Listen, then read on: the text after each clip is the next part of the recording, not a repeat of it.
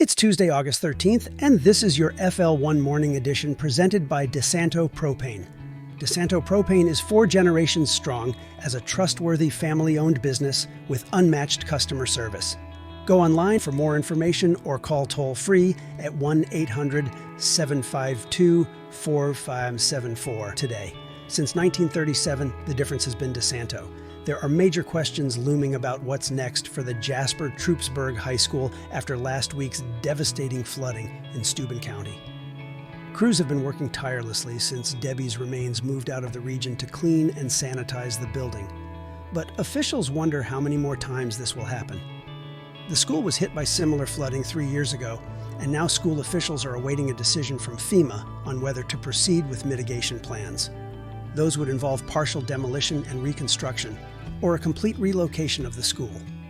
Meetings with state and federal officials are scheduled for the next several days. Today's daily forecast is brought to you by GoNetspeed. The future of connection is here, and it's fiber. Made for how we live and work today, GoNetspeed fiber is faster and stronger than anything out there. Check availability in your area as well as plans and pricing at gonetspeed.com. After a cool fall-like start on Monday, things trend back towards summer today. Tuesday will feature mostly sunny skies with highs approaching 80 degrees. The warming trend will continue with highs pushing into the low 80s tomorrow. Rain chances stay minimal through Friday. Here's more of the stories we're working on for you today. Local volunteer firefighters, joined by Congresswoman Claudia Tenney, voiced strong opposition Monday to proposed OSHA regulations that they say could financially cripple small fire departments. Speaking at the Cheshire Volunteer Fire Department, officials say the 22 new regulations, which mandate costly facility upgrades and extensive training, might force some volunteer departments to shut down. At this point, the two sides are locked in a dead heat, and it's unclear if the rules will be modified or eliminated. In Wayne County, elected officials are working to determine next steps for a $91 million fund balance. A new committee has been established to navigate the surplus, which came to be through higher-than-expected sales tax revenues and unfilled staff positions.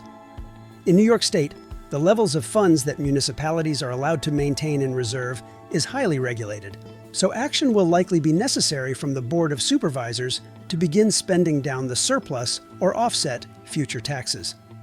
A 54-year-old man was rescued Friday morning after spending the night injured near a ravine in the town of Urbana.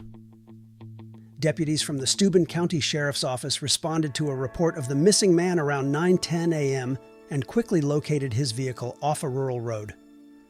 The man had left home the previous evening and was found around 9:48 a.m. after being unable to walk and spending the entire night in pouring rain.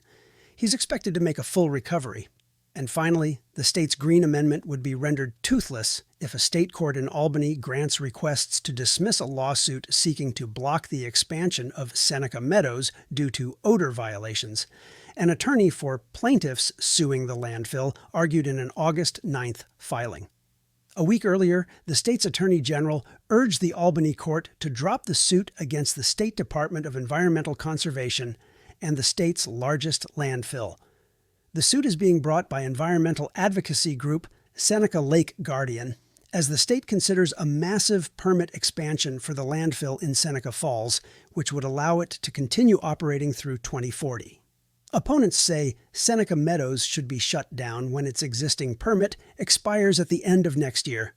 For the latest on these stories and more, plus the latest breaking news, check out the FingerLakes1.com app. Also, be sure to subscribe to our Morning Edition newsletter, which delivers all the news and information you need to start the day. We'll see you tomorrow.